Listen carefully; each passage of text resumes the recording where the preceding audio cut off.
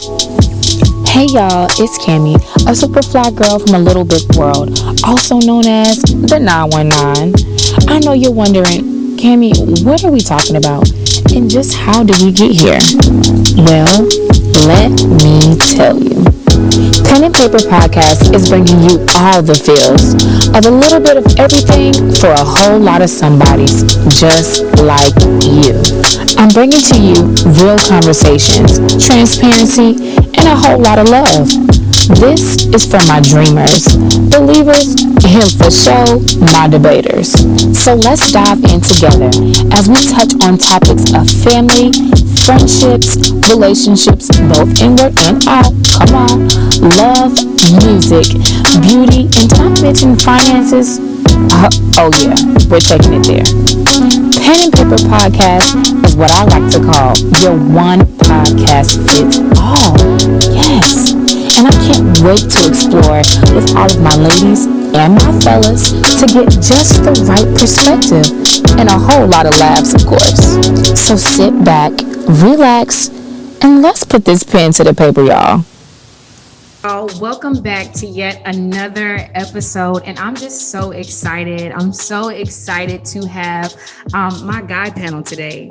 So for the listeners, if you are a real pen and paper listener, then you know that we had a girl episode, and I gave the ladies an opportunity to talk about, their self-worth and just talking about all that good stuff. So today we are letting the fellas speak out. Okay, so today I have 5 of some of the most wonderful, educated, and hardworking men with me that I know.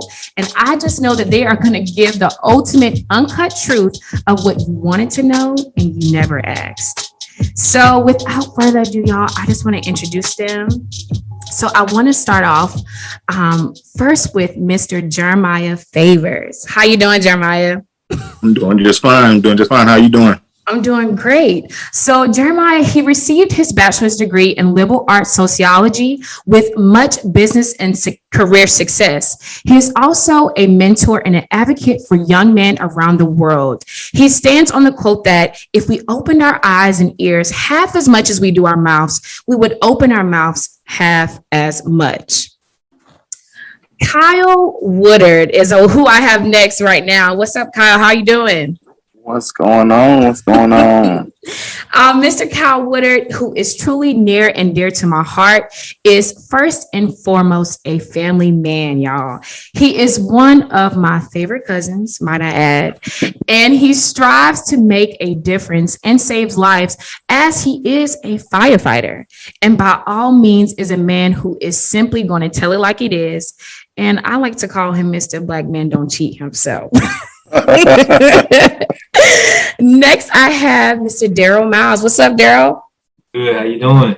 Good. He is an alumnus of Winston-Salem State University. He is a man of faith as well as a talented musician and is now a program coordinator within the healthcare field. He is a dear friend who stands on his truth and integrity, and I'm so glad to have you here. Appreciate you. Okay, next I have Mr. Jordan Lynch. What's up, Jordan? What's up? I'm happy to be here. Yes, Jordan is currently receiving his degree at the Winston-Salem State University. He is so hardworking. He's a musician, and he enjoys the ideas and conversations of life. Yes. And last but certainly not least, I have Mr. Christian Miles. What's up, Chris? I'm doing well. How are you? Awesome. I'm great. I have today, y'all, Mr. Christian Miles. He too is one of my favorites and also my cousin. Not only is he my cousin, but he is a man of many trades. He's an entrepreneur, a tutor, and he is all in all a man of wisdom. It's so good to have you, Chris. Thank you for having me. It's a pleasure. Yes. So, fellas, we're just going to get into the conversation. I did this on my girl panel. So the first thing I want to do is to ask y'all, and everybody don't have to speak at once, but what is your relationship status? Let's get into it. Everybody a little silent, so I think I'll pick. Jordan, you go first. Tell us your relationship status. I am single. Jordan wasting no time, y'all. He's single. All right. Come on, guys. Let's hear it. I'm going next. I'm single as a Pringle. Okay. Chris said he's single as a Pringle. Okay. I'm single. Single. Daryl, go ahead. Single. We good? Oh yeah, I'm single as well. Okay, Kyle. Single as well. All right, and Mr. Jeremiah. I'm dating right now. Well, awesome. Okay, so we have single, and dating. All right, guys. So I always like to get started with a quote. And the quote that I like to start off with, it says that a real man doesn't look for multiple women to love. Instead, he looks for multiple ways to love one woman. Okay. So with that quote, guys, let's just get started. What do you think about when you hear this quote of saying that? Anybody? Let's start off with you, Mr. Jeremiah. What do you think about when you hear a real man doesn't look for multiple women to love? Instead, he looks for multiple ways to love one woman. I mean, I can agree with that. Okay. With that statement, I can agree with that. Okay. And what do you agree with? Which part? The multiple ways to love one woman, or what part resonates with you the most? Well, for one, I don't think any man is looking to, and I mean like a man, like the definition of a man. I don't think a man is really looking to find a bunch of different women to love per se. Now, I think he also understands that it takes a lot of time, patience, and dedication to love that one woman the right way. But that's has to be reciprocated as well. But definitely that. Absolutely, that's so true. So, Kyle, how do you feel about that? I feel the same way, to tell you the truth. I am a firm believer that it is a man's duty to figure out whether it's many or whether it's one big giant way to love whomever he's with. The whole nowadays, I feel like it's sort of kind of coming back, but it dwindled away where the whole me and one a bunch of multiple women and all that mess like that. But it's still around, but it's not as prevalent as it used to be. But I agree that one man should find one woman to love her multiple ways. Absolutely. All right, Daryl, let's hear from you. It says, I'm going to read it one more time just to jog your memory. It says, a real man doesn't look for multiple women to love. Instead, he looks for multiple ways to love one woman. So how do you feel about that? I agree as well. Me being in the faith, I believe firmly in loyalty. And so, like, a real man should find fulfillment in finding those multiple ways to love that one woman in his life. Absolutely. All right, Jordan, how do you feel about that statement? So I as well concur. I just feel like when a man, and like Jeremiah said, the true definition of a man, when he finds that one woman, it won't be a hesitation for him to find those multiple ways to satisfy his significant other. So that's my viewpoint on it. All right. And Chris, what is your viewpoint on it? I'm gonna have to go with the group too. It's like, you find that right woman, like you're gonna find those ways that cater to her needs, and you know what I'm saying, at different times of her life. You know what I'm saying? It's gonna be different the way you love her at different points. Absolutely.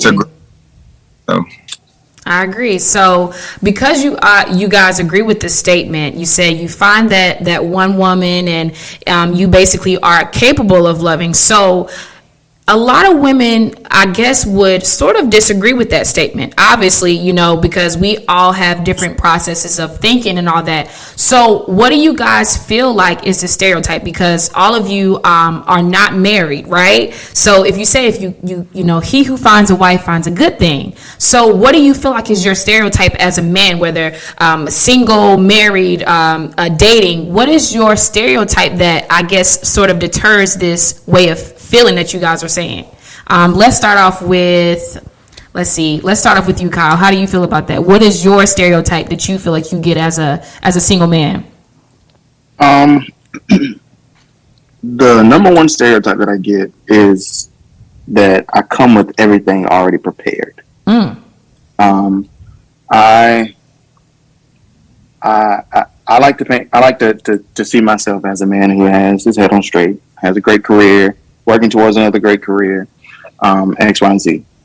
So with those things that I show and then I portray, it's automatically assumed that I have finances in order. I have home, car, and even down to like emotional and mental in order. And not saying that I'm not don't have those in order, but everything takes work, and constant building, and constant bringing up. And a lot of women have an issue or have a problem when it comes down to it, and they see like where I truly stand or where I truly am in life, and they'll be like, "Well, I thought you had all this in order. I thought you had." I said, "I do have it in order. It may not be to your liking or to your standard where you want me to be, but I have it." And that's one of the stereotypes that I get. Wow, that's deep. So, do you kind of feel like they are sort of stuck in a mindset where they don't see the growth, or what kind of, I guess, changes that process? Because if you say that it is a process to become what they're looking for, what do you think is the issue? I think the issue is that society has really painted a picture that the men are supposed to be well put together, point blank, period, regardless of what's going on. You're not allowed to have this going on and that going on. And if you do have it going on, you can fix it and it'll be over and done with, and you don't have to worry about it anymore. And truth be told, as everybody knows, men are human too. Yeah. Men have X, Y, and Z going on. Men have this that they don't have or that they do have. And that's one of the things that I have to preach sometimes. That men are human too. We have emotions. We have issues. We have problems. Absolutely. So, Chris, let's get to you. What do you feel like is a stereotype as a black man, single? What do you feel like is one stereotype that you have been given?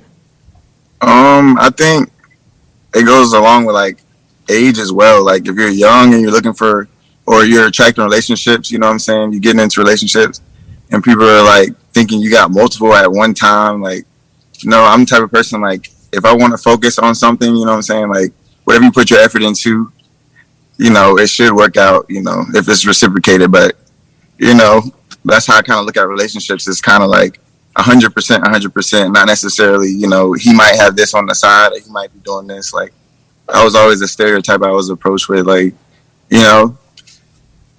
so you can never assume, a person is, away or not. So. Okay. So you pretty much had the stereotype that you are dealing with someone, but they think that you're dealing with other people as well. Exactly. Okay, we're going to get to that. All right, Daryl, what is one stereotype that you have had as a black man? What is some stereotypes that you had as a single black man? I would say like I've been like single maybe over a year by now. But a time before that, I was always seen with somebody, so I didn't really receive a stereotype based on being single. But I would say now, I guess people think that like I think the stereotype I may get is that I'm not social, or I don't talk to a whole lot of people because I've been in my own social inclusion per se since being single, just working on myself, finding out who I am again as a man by myself in this society.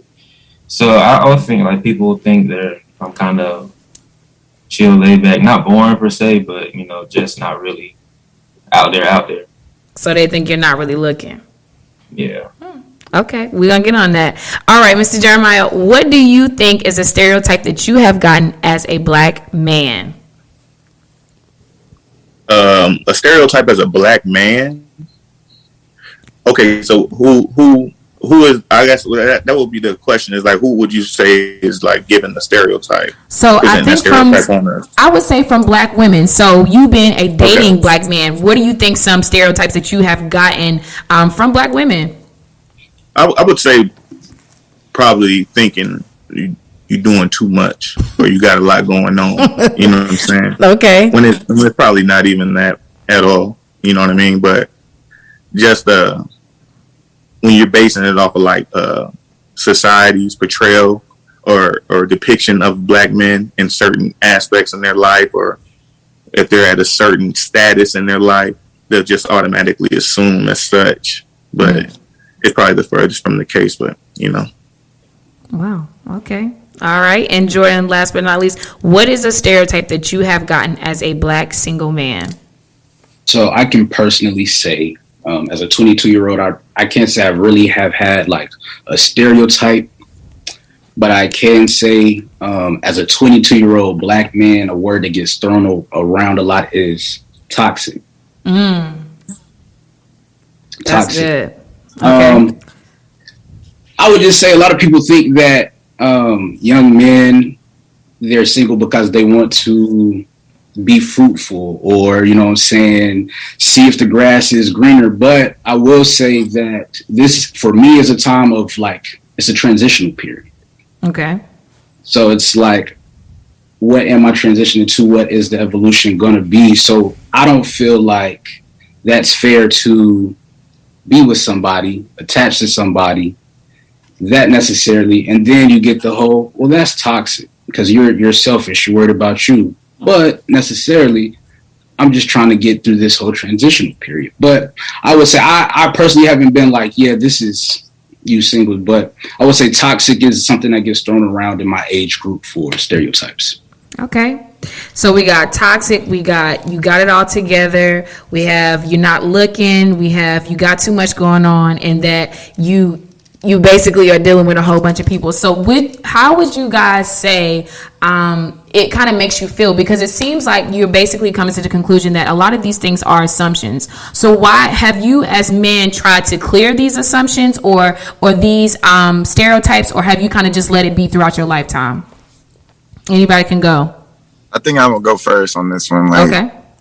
So as far as like the assumptions, you never know what people assume about you. That's the thing. Like, you know, somebody in their mind, they're like, they have an assumption. They're not going to really approach you with that because, you know, that could show insecurity, you know, in their mind or something that, you know, affect. But, you know, that conversation kind of has to be had if, you know, it's an assumption. You got to kind of clear it up, you know. So Absolutely. All right. Kyle, you're kind of shaking your head. So have you tried to kind of clear these things, or you kind of just let it flow and let it be?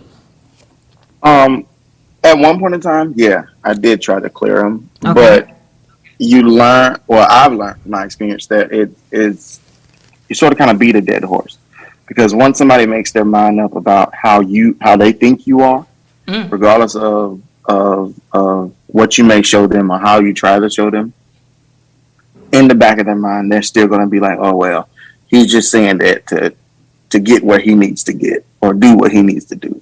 So at a certain point in time, I'm not going to say I gave up, but I lessened the effort. Okay. All right. Daryl, what about you?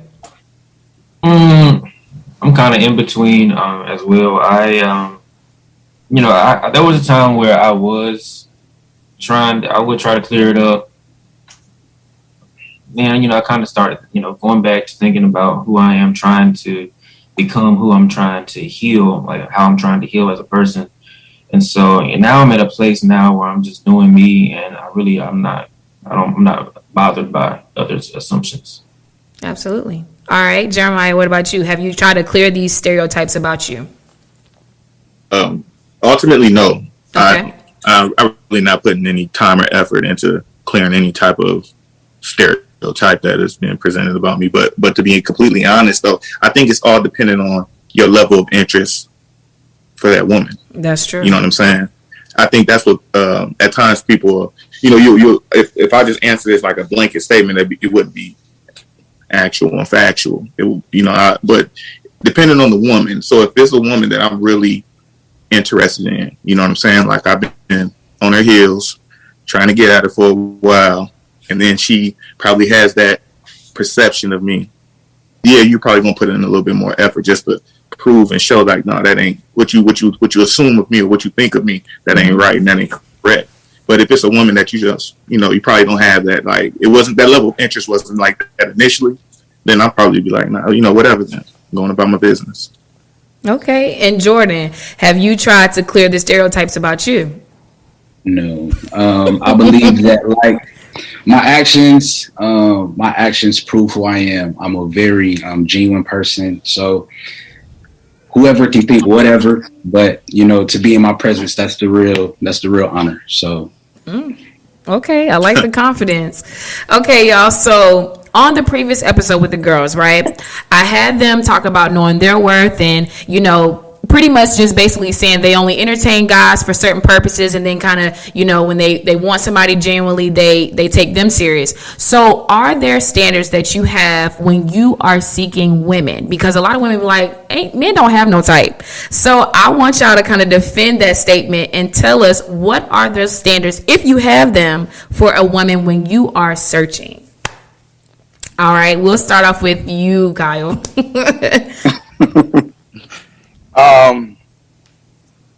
It used to be like financial wise, Okay. but I learned that finances isn't everything. For me, is and it's something that it takes time for me in dealing with this person. It's basically, can you handle me when I am not emotionally available at the moment? And it not saying that I'm a lot when I'm emotionally available. I'm just standoffish. I don't want to be dealt with. I don't want to be talked to, sort of, kind of, every now and then. I just need my space. And when I need my space, I don't want you to take it as me saying I don't want anything to do with you. I just need time to recharge. I need time to get myself together so I can focus to be a better whatever it is I got going on. That's right now. That's the only standard I have. So, have you feel like you've always communicated that well? Absolutely. But it just seems like every time I can say it plain as day, but they'll take it super personal, and It's nothing personal. It's just me. I like time by myself. Okay, and that's fair. I just wanted to know where you're communicating, because I know for the ladies that are listening, I'm like, okay, but has he said that? So I just wanted to, clear that. So Daryl, let's get to you. How do you feel? Well, first and foremost, I would like or expect her to, have, first off, a relationship with God and everything. Not a perfect relationship, but striving to get better. Okay. There's nobody's perfect. I can't, I don't want to meet you at your best, and I'm still trying to get to my best. So I want somebody that we can grow together, that we can grow spiritually together, that we can attack, mental issues together. And, somebody that can communicate well. Okay, that's the issue that I had to work on. I know that that's not my strongest point in some instances, but just something that we're working with together. Absolutely, and I respect that. Okay, Chris, I'm looking at you. So, what are your standards when it comes to dating, or for looking for a woman as well? So I would say my top standards would be communication is very important. Like, if we can talk and it's like a natural flow. Like, since, from the first time we meet, what I'm saying? Like, it's just a natural ongoing, like, attraction there. And then also, like, compassion, like, just knowing, like, both of us get into a relationship, we're being vulnerable with each other, what I'm saying? Like, opening up, showing different parts of ourselves to, like, kind of develop that relationship. So it's kind of like, that's very important to me. Like, just having someone real genuine and that understands, like, this not, just something. We're building towards something, you know what I'm saying? Absolutely. Type deal. Absolutely. All right, Jordan, what are your standards? Standards that I would say that I have would be: can you stimulate my mind? Can we have a conversation? Can we understand each other when no one else can? Being able to understand each other's love languages. Communication is definitely a big one. And then, can you be vulnerable? Just being your true, authentic, genuine self. So those are some of my standards. Yeah. All right. And Jeremiah, what are your standards when it comes to dating? My most important thing is how much time she's like invested in herself, like to really get to know herself. That's like the most important thing for me. Like, have you ever went a stretch where you're not dealing with anyone and you're putting time and effort into yourself and getting to know yourself? So where you get to a point where you can honestly say that if you were to get in a relationship, you know who you are giving to that person, and then what you are expecting or looking for, you can be able to accept in return. That's the most important thing. After that, personality and characteristic traits. You know what I'm saying? Because all of that, those two things tie into everything. Like when you are together one-on-one, or if you're bringing them around your people, your family, your friends, you know what I'm saying? Like those characteristic and personality traits always stand out. And you never know what may transpire between you and that woman. It could eventually be genetic traits. You know what I'm saying? So I look at things like that to the depth of it. Okay. So I'm about to get on y'all because I heard a lot of intellectual communication. I hear all of that, but nobody said about the image. And I know that I'm talking to some guys that like women that look good. So why is it that you guys don't mention that? Because it's giving me you not being honest. So why haven't you guys mentioned that? You're always viewed as shallow. I'm sorry. Go ahead, Kyle. Yeah.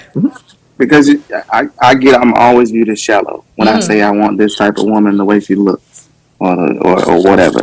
Okay. And it's just like, well, you don't like this kind because they look that way. You know, it's just a preference. Okay, so why couldn't you mention those in your standards? Are those not a part of standards? Oh, of course. But to me, it's sort of kind of, it's like what I go towards when I'm looking for that type of woman that I mentioned in my standards before. Okay, that's fair. Jeremiah, you were sort of going to get to a point. So what were you going to say about that? I don't think, like, in regards to like men, like when you hit that stage of like manhood, okay, like true enough, you want to be with a woman that you're attracted to. You know what I'm saying? Like that's obvious. But in regards to like the things that are at the top of your check off, you know what I'm saying? That's not the 1, 2, and 3 for you. You know what I'm saying? Because men, like as men, like the main thing that we require request is peace. Thank you, Jeremiah. You know what I'm saying? Like peace of mind. That's real. Like even the woman that you're dealing with, you want to be able to know that you can come home and you're not feeling like you're dealing with some nonsense or drama when you get to the home front. You know what I'm saying? And then and in regards to like the stature of the woman, like her physique or her physical traits, those are not considered standards though. You know what I'm saying? Like standards are like the quality of the person. Like a standard is something that's within. Like the outer shell, that's not considered a standard. That I mean, it is a plus. Don't get me wrong. But in regards to the essence and the true, the genuineness of that person, no, it's not that. Okay. In my opinion. Okay. In my opinion. That's fair. That's fair. Daryl, how do you feel? Can't say it better, honestly.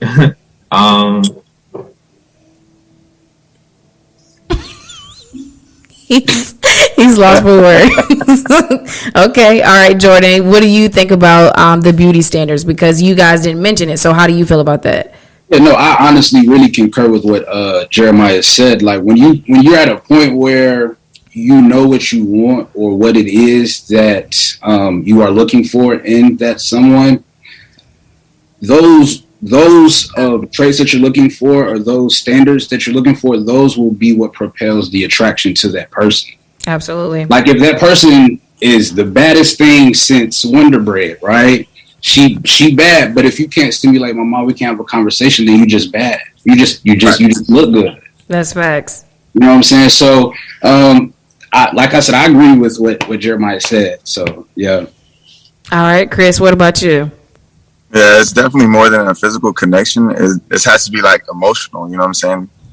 Does she take me to a place where is this her in my eyes? You know what I'm saying? That's all I see. You know what I'm saying? Type deal. Like the feel. So it's really about more than the looks. You know, like yeah, looks are a plus. It's like the cherry on top. But at the same time, like I'm looking at your mind essentially. You know what I'm saying? How that's what's going to raise our kids and stuff like that. Our children, should I say? So. Absolutely.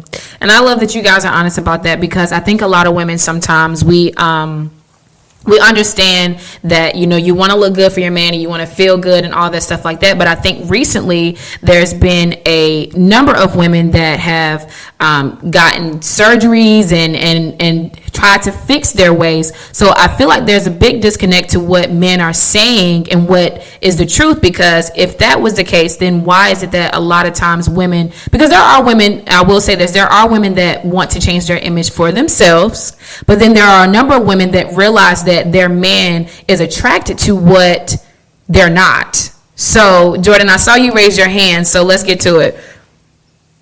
Get right to it. I believe that we live in a world where we see somebody do something, so then we feel like we have to do that to be held to this standard or this standard. And I feel like this whole BBL movement, this whole movement where everybody's doing all of this and flying here and flying there and in this garage and that garage and this doctor's office. I feel like, honestly, social media had a huge part in that. Seeing your favorite celebrity, seeing your favorite artist, they condone it, they advocate for it. You know what I'm saying? This is your best you. And so that's my perspective on it. I feel like the genuine men who know what they want, they're not concerned about how you look, how fat your butt is, all of this, the endowment of how you are. It's really how you stimulate that person. Okay. Mentally, emotionally, spiritually, all of that. So that's just, yeah. Okay. Anybody got anything to add about that? In regards to those BBLs, yeah, let's talk about it. Okay, so I've had a conversation with female friends about this before, right? Mm-hmm. One female friend stated that the women that are doing it because us as men, we want that. Okay. Right. And my response is like, if you speak to the average man, that's nothing that we're pressing or stressing or chasing. You know what I'm saying? And I mean mature men. Right. You dig what I'm saying? Mm-hmm. So them doing that, that's all for them. That's all their choice, their decision. Something that they're not happy with within themselves. Like they look in the mirror, they're not satisfied with what they see. So they chose to do that. But then they'll try to pass, that up on men, saying that it was the reason they're doing it is because of what they're hearing in society. If you even just look at reality TV, us men, we're not sitting up in front of the TV watching reality TV 24/7 all the time, getting caught up. And you have a few dudes that's in that lane, but I'm talking about in regards to majority. That's not us. You know what I'm saying? We're not caught up in these social images. And the crazy part is, like, when you think about it, what do they say? Like, an ugly man can get a fine woman all the time, right? But it's not the same way and vice versa. Well, that tells you something right there. We're comfortable in regards to the majority. We're comfortable in our skin and what we bring to the table and what we present. You get a lot of women that are not too secure within that. And you can hear it in their tone. You can hear it in the way that they're talking, the stuff that they talk about. And I mean, for me, that's a turn off, though. Okay. And so I think that ultimately the reason why that point was so important is because I know a lot of women are looking at social media, and I do agree that, some choices are of women, but we have assumed from just what has been happening that these are the things that men are looking for. All right, y'all. So I have a question. And because I know that there is a big disconnect between women and men and how we think, right? So women have a habit of wanting men to read their minds, right? So what is something that you feel like women should know and have yet to, and I put in quotes, comprehend. So let's start off with you, Chris. What is something that you always feel like women should know, but they haven't quite comprehended? I would say I would agree with Kyle. Like sometimes you need kind of that space to develop yourself. You come to like you have those days where you just feel like you need to focus on what you got going on and the things that you are ultimately doing for the relationship in the long run. Like you got to put forth that work and plan it out, and grind. That has to be kind of respected, and understood. Like, all right, I need a little bit of time. It's no disrespect to our relationship, but I'm doing things, that I need to do. Absolutely.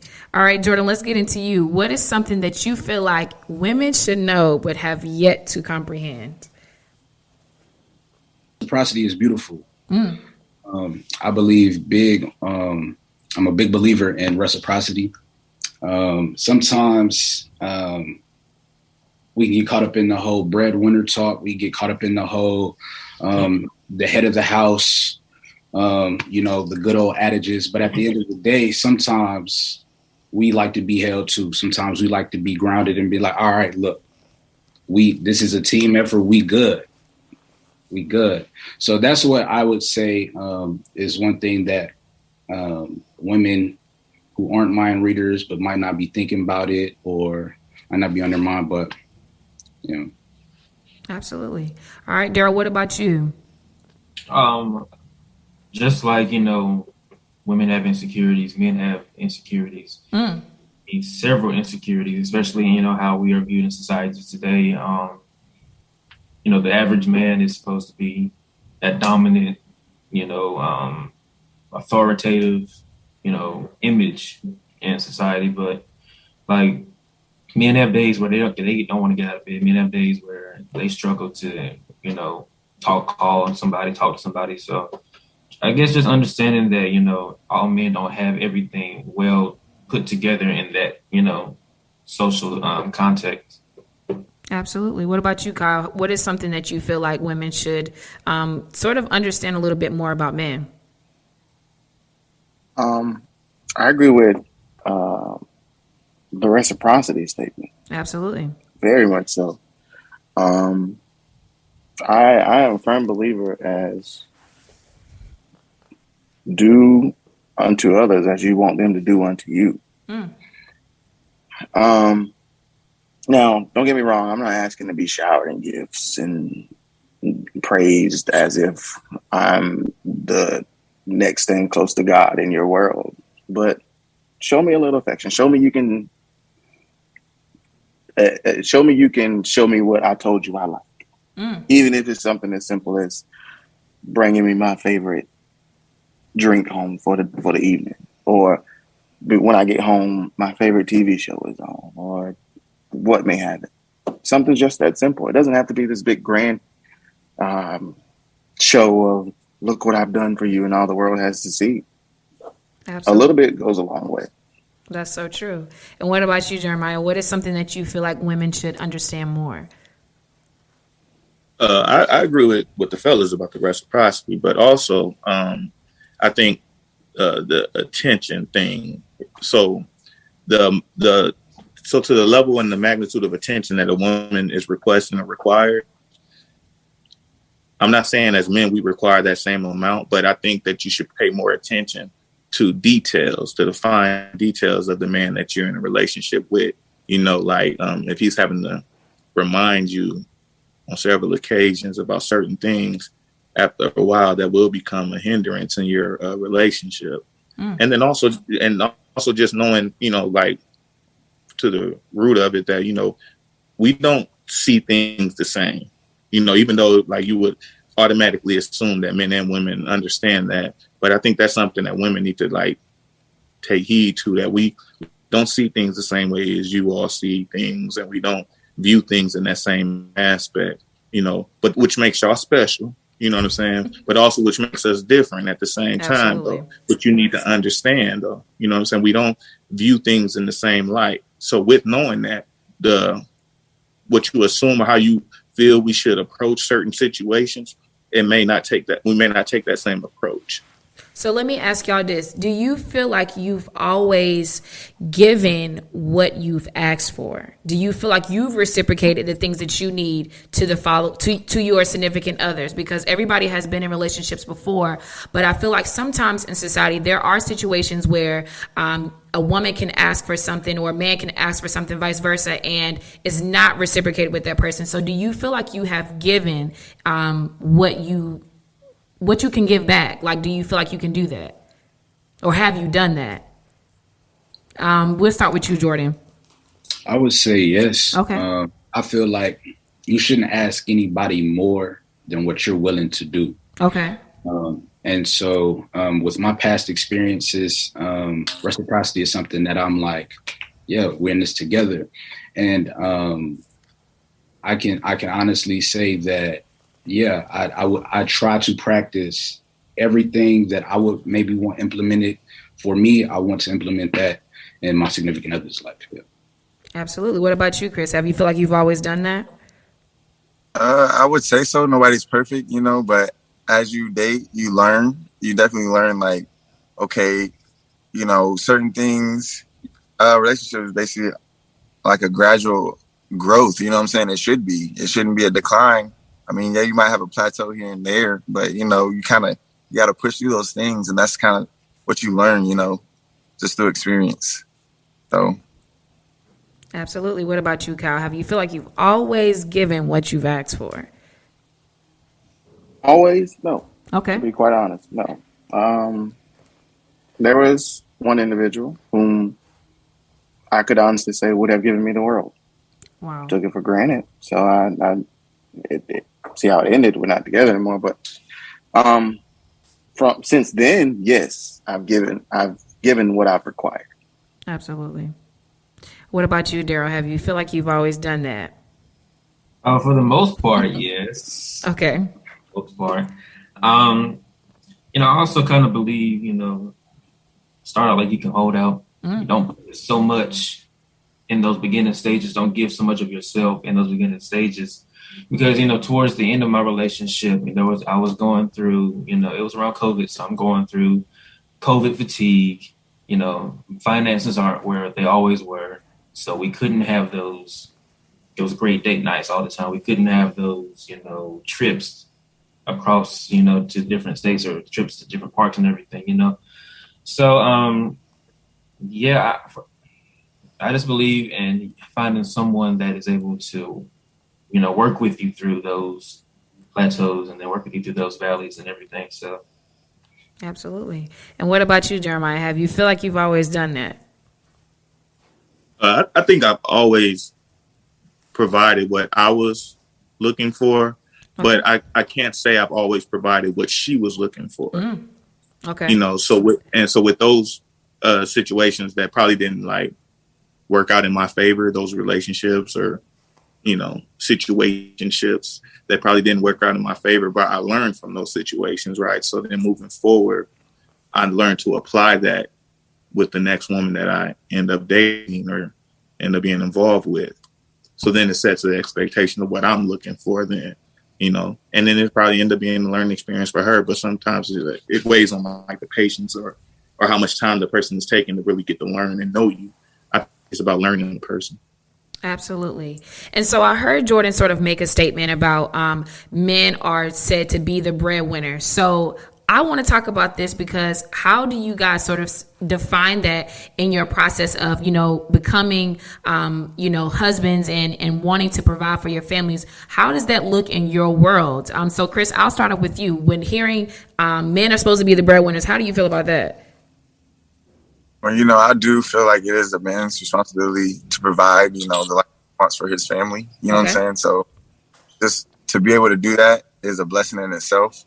So, and that's just like a feeling of not necessarily pride, but just, you get a good feeling knowing, everybody on your side is straight or your family's straight. You know what I'm saying? So, but I do respect the women who do want to go out there and kind of, have a career or, develop themselves in a way where they're more understanding of themselves, because if they don't have an interest in like their own separate life, then I feel like kind of they'll drift apart or you guys will grow apart. You know what I'm saying? Because they thinking like this, and then you know you thinking on like on a we, and she's thinking just on a her, you know. So Absolutely. So because you made that statement, Jordan, what does being a breadwinner mean to you? So growing up in a single parent household, I was raised by my mother, so I always saw my mom work. And so from an early age, I was like, oh no, like I'm gonna be that man in the house that's gonna be financially stable, good for the family. I'm gonna be there for my wife. But for me, a breadwinner is somebody who is protective of his space. And that means like his family. He's protective of his wife. He's very, I'll say, intuitive when it comes to what the needs are for her, but also for the house. And somebody who for me, breadwinner is not just financial. Like a breadwinner you have to be present. Okay. You can't just, okay, I pay for this, we're good, or I pay for this. No, you have to be present with the monetary. So that's what I believe. But also, if the woman wants to get it out the mud, she get it out the mud. I'm gonna support her, and I feel like that as a breadwinner, you can be like, you a boss, so you get it out the mud too. We just all get it out the mud. So that's how I think a breadwinner is. Absolutely. Okay, Jeremiah, what is being a breadwinner to you, and how do you feel about that? Being a breadwinner, I say is just I look at that as being a financial provider for the household. Okay. Being able to take care of all needs for the house. I think that would be considered a breadwinner.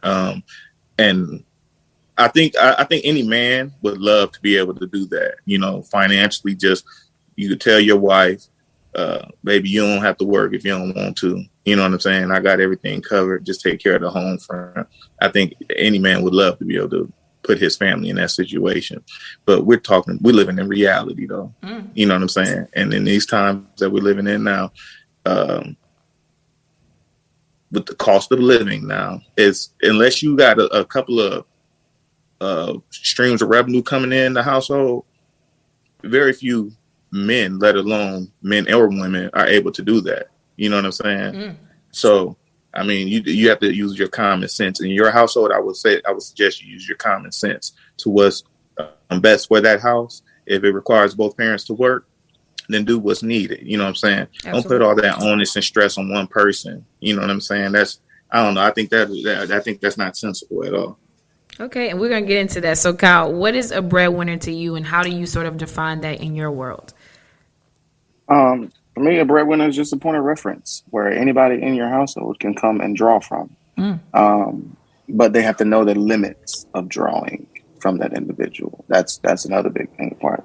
And being the breadwinner, you have to let the people in your household know those limits. Okay. And Daryl, what do you think of breadwinning? How do you feel about that? Yeah, I agree with the statement of a breadwinner being the financial stability within a household. But, I also believe you have to have like that breadwinner mentality. I'm providing stability for my wife, my children, my future. But at the same token, though, like I wouldn't want my wife to feel that, you don't have a purpose or a passion or a dream because you're not bringing into that. So I would feel that is if like I'm the breadwinner, but I want you to also have purpose, have a drive, have not just sitting at home, doing the domestic, definition of being at home, Absolutely. I want to know, as a man, because men are seen to be the breadwinners, right? They're seen to have it all together and be the head of the household. But we have women now that are business owners and making things happen. So let's kind of flip it over. As a man, how do you feel, Jeremiah? Let's start off with you first. If your woman if she makes more money than you, how do you feel about that? To be honest, I wouldn't have a problem with it. You know what I'm saying? But I think I wouldn't have a problem with it because of just knowing my personal drive. Like she's probably making more money than me in her specified career that she's in. But I know I'm gonna have other things going on. So I'm probably not making more money than her in our main job, so to speak. But I'm gonna still bring, I'm gonna contribute and bring to the table like I should. You know what I'm saying? But no, I wouldn't have a problem with it. I wouldn't feel insecure about it. But I wouldn't be dealing with a woman that would be like probably boisterous or speaking like over my head about it either, though. So Okay. that's why I'm saying I wouldn't have an issue with it. You know what I'm saying? Absolutely. All right. So, Chris, let's get to you. How would you feel if your woman is making more money than you? I don't think that would be a bad thing, you know. Extra money is always good, but as far as the relationship goes, but yeah, like I wouldn't be too insecure about it because I know at the end of the day, if she likes me, you know, for my personality and just for who I am, she's gonna essentially show me kind of how she, you know what I'm saying, developed her sense of, you know, financial literacy and stuff like that. And like she'll just, it's like a mutual understanding, like, okay, you know, I know where you're at or I know what you provide, but I can, you know, show you how I amassed this or, you know what I'm saying? Like, or how I went about doing this.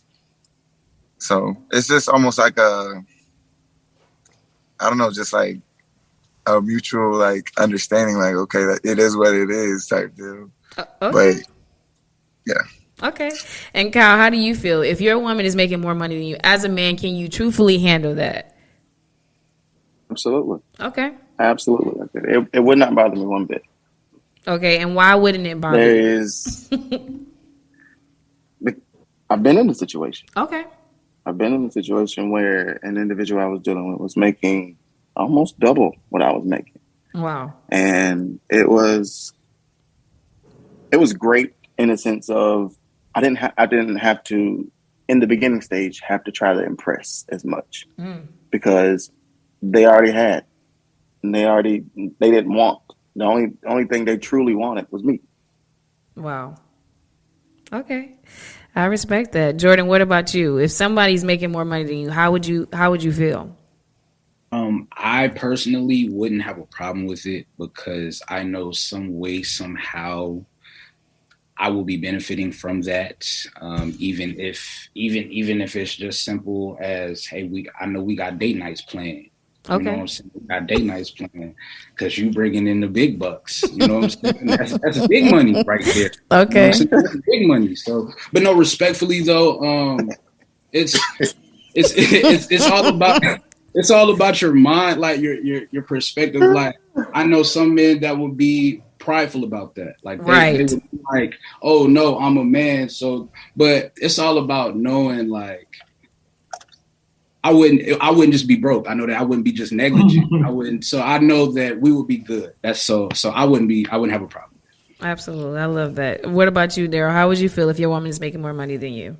I definitely wouldn't have a problem with it. I mean, if we're both, you know, doing good, striving to be better, then I don't see the problem. My grandparents, my grandfather was retired military and a post office man. My grandmother was an educator within several school systems. Her check on paper was a little bit bigger than he is, but he was still the breadwinner. He was still the head of the household. He was the wisdom of the household. He was the solid, like the rock of that foundation. So, I mean, it might look one way on paper, but if y'all both doing good, keep doing good together. Absolutely. So would you guys say, though, on the flip side, when it comes to finances, would you say that you feel the same way about the success of a woman? So if she's making more money, that's one thing if that's in her job. But can you truthfully handle the success if a woman is, I guess, in a more higher stature than you? Can you be that background of a man? Jordan, you kind of made a face at that. So how would you feel about that? I would think so, yeah. Okay. For me, you have to know yourself above anything. You have to know yourself, and then you have to know who your significant other is.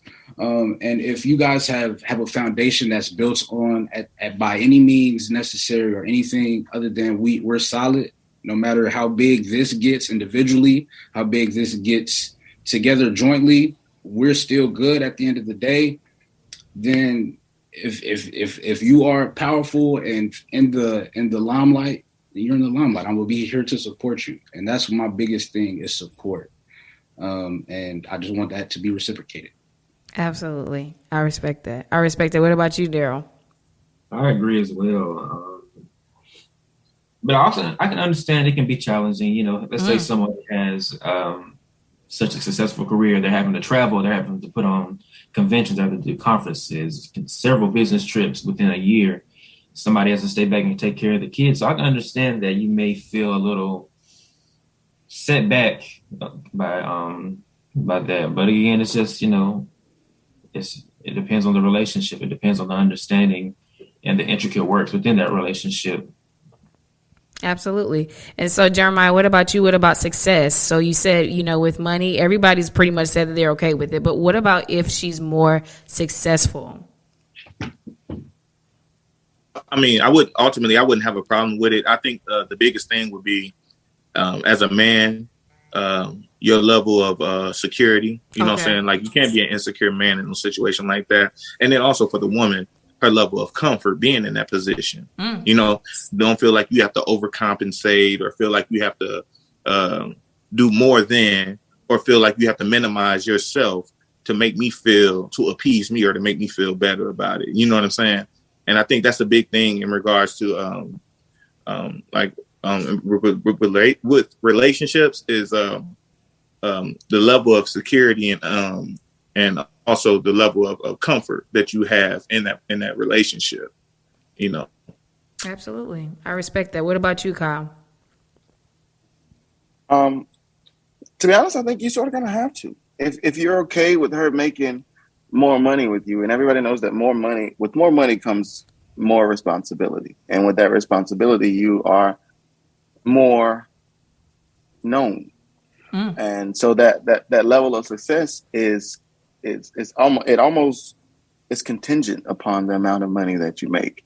So if she makes more money than you, then 9 times out of 10, her title or her status is going to be up there higher with that amount of money. So you not saying that you don't have a choice but to accept it, but if you're willing to accept the finances, why not accept the status to go along with it? Absolutely, I can respect that. And what about you, Chris? Can you handle it? Yeah, I think I could definitely handle a woman that's successful. It would definitely give me that drive too. Like just both of us being successful, and then as long as it's there, it's like, oh, so what you about to do, or like, what's your big goal for the month or next 6 months? Like, y'all over here chopping it up, and both y'all got big goals and stuff. That's kind of motivating, kind of keep like the drive or like a fire within the relationship. Like, you know what I'm saying? Like pushing both of you guys to, different levels. So I do see it as like, you are the company you keep. So as long as you have a successful woman by your side, like, you know what I'm saying? Like, absolutely. Yeah. And I can respect, I definitely believe as a woman that it is a security thing because like you said, Kyle, with money that does come success, but sometimes not every successful woman is in the limelight. So I think on the level of like, if she's getting more attention and she's, meeting more people as a man, I wanted to know, could you guys handle it? So I have, sort of a statement and a quote that I kind of want to bring to y'all. And I just want to know what resonates you well, because I'm sure that you guys hear it a little too often than less. So when you hear the statement, black men don't cheat, what do you feel when someone says it or when you see that? Because a lot of black women and women in general, would not agree with that statement. So I think I want to start off with Mr. Black Man Don't Cheat himself. So Kyle, when you hear that, what resonates with you the most? For me, it is I would call it a mantra. It's one of those things where if you say it enough, it becomes embedded into whatever it is you believe it's embedded into, whether it be the airwaves or your conscience or what may have it. Or like the saying that's going now, manifesting a lifestyle that you want. And I say it a lot on social media, and I get a lot of flack for it. And I get it. I hear people say, "Well, not all." You can say not all black men cheat, or what may have it. And I may joke back and say things here and there, but the whole goal behind that is to make it so that when not just society, when black women look at black men, they don't correlate the bad or the cheating with the black man anymore. They correlate, oh, that's a man who I know if I get with him, he's not going to cheat on me. He's not going to do me dirty. He's not going to do X, Y, and Z for me. So that whole black man doesn't cheat is not just contingent upon going outside the relationship and doing something to hurt them, but it's more encompassing of that black man is not going to cheat on me emotionally. That black man is not going to cheat on me mentally. Those type of things. I love that. That definitely is a different outlook. So, Jeremiah, how do you feel about that statement? Black men don't cheat. I just, when I first heard it, I just laughed about it, to be honest. You know what I'm saying? And I wasn't laughing at like, don't get me wrong. I wasn't laughing at the idea that, like, you know, black men cheat. You know what I'm saying? So I looked at it as like, nah, that ain't true. You know what I'm saying? That statement ain't true. I looked at it as like the same as when people say black men are dogs. You know what I'm saying? It all narrows down to like the type of black men you've been around. Wow. You know what I'm saying? And that's gonna basically play off in regards to how you respond to once you hear it. You know what I'm saying? If you've been around good black men, you're gonna look at it and you're gonna be supportive of it. You know what I'm saying? You're still gonna laugh about it, but you be supportive of it. And if you weren't around good black men, then you're probably gonna have a negative depiction about it. You know what I'm saying? Absolutely. So I didn't think nothing of it. But when I see like people getting an uproar about it, like that shit, I'm sorry, but that stuff ain't, you know what I'm saying? Like that stuff ain't true. Like this and that this have like, you know, some negative connotation. Then you probably have some things that you need to get over. Okay. You know what I'm saying? You got some underlying issues that you have to get through, that you have to heal through, because that just hearing that statement shouldn't get you to that point of where you are. So I respect that. I respect that. All right, Daryl. When you hear black men don't cheat, how does it make you feel? I'll say I have to agree. I have to agree. You know, again, like I said, you know, I hold loyalty to a high standard. And you know, growing up around men of valor, men of statue, that's what is imparted onto me. And it's more than just being, you know, loyal. It's about, you know, your values, how do you view yourself? How much do you respect yourself? And so, yeah, I agree with the whole statement. Absolutely. All right, Jordan, what about you? How do you feel? Black men don't cheat. So I feel so, you know what I'm saying, red, blue, brown. If you're gonna cheat, you're gonna cheat. Okay. Right? That's true. Cheat. Now, me personally, I feel like that is a subjective statement because, like everybody kind of has been saying, like, when it comes to who have you been around? You know, who are the men that you have been in a relationship with? Who do you attract? So, being one of the good ones, I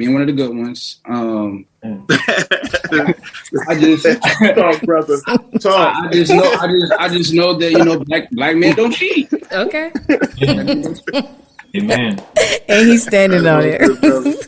Oh man, I love way it. to sell yourself, man. Right. All right, Chris, what about you? Black men don't cheat. What resonates with you? I definitely, you know, support the whole black men don't cheat movement. You know, it's the thing, like, once you mature, you realize like the integrity of that relationship all depends on trust. You know what I'm saying? Like, absolutely. Man, woman, it doesn't matter. Like, you know, if that trust is there, that relationship can definitely grow into something great. But, you know, if it's not there, you know, you plant stuff in like rocky soil, you know, so to speak, and it won't grow into what it could be or what it should be, you know? So it's very important. I definitely support that positive, like, you know, movement behind Black Men Don't Cheat. I thought it was very, you know, interesting when I saw it, you know, for the first time. I love that. And the reason why, guys, I brought that up and I wanted you guys to kind of elaborate on it is because I wanted to bring some positive light to our black men. Sometimes you guys are not given that safe space to kind of speak for yourself. And there are a lot of assumptions about you guys. So I kind of wanted you to kind of, you know, give y'all a break, you know, give you a breeze and kind of, you know, speak for yourself. So I want you guys, as we come to a close on the show, I want y'all to go around and, you know, give our men and women that are listening one piece of advice, because we talked about so many things. And I feel like for the women that are listening and wanted to know just about our black men in society as a whole, what is one piece of advice that you can give to our listeners? So I want to start off. I'll start off with you, Kyle. Kind of give your piece of advice. The number one thing is listen with the intent to understand, not Absolutely. with the intent to validate your point. I love that. I love that. What about you, Jeremiah? What's your piece of advice? Well, the quote that I started off with that you shared, and then also it's something that a rapper said one time, and I agree with this wholeheartedly. Even though it was funny how he presented it, but he said like when a person goes to a dealership, to purchase a car, they going because they know what they want. You know what I'm saying? If you don't like it, then don't buy it. You know what I'm saying? And you ain't got to sell yourself on nobody. You know what I'm saying? If you don't like it, you ain't got to buy this mother. You know what I'm saying? And if you do, then we good. That's my thing for you. You ain't got to sell yourself on nobody. If they really about you and they really riding with you and they really for you, then hey. I love that. I love that. All right, Jordan, what's your piece of advice for the people? My piece of advice: make your next move your best move. And that's Absolutely. whether it be financially, whether it be through education, whether that be spiritually. I will say, men, make sure that you check on your mental health. I'll take that time right now. Make sure that your mental health is good. As Black men, we don't express and talk about it enough. It's okay. Don't be afraid to talk about it. Don't be afraid to reach out to somebody, anybody. Reach out to me. Reach out to Cammie. Reach out to anybody that's on this podcast. But I will say that. But make sure that your next move is your best move. Absolutely, Jordan. I love that. All right, Daryl, what's your piece of advice to the people? Just make every move intentional. We living on borrowed time, so nobody has time to do things for the sake of doing them. Let everything you do be intentional. Let everything you do plan. Think what is this going to be like in 50 years from now, 40 years from now, 30 years from now. So just make every move that you make intentional. I love that. All right, and Chris, what is your piece of advice for the people? I would say is just to always stay learning, like whether it's be learning more about yourself or just, your craft or whatever it may be, like just always developing yourself so you can have that sense of, confidence when you do get to where you need to go. You already know you're prepared and you kind of got everything together as far as what you're going to, present. And then just always, leading with integrity in your life and things that just work out how they're supposed to, whether they're supposed to work out or not. Like everything's a lesson. So you got to kind of, learn from that and move forward. So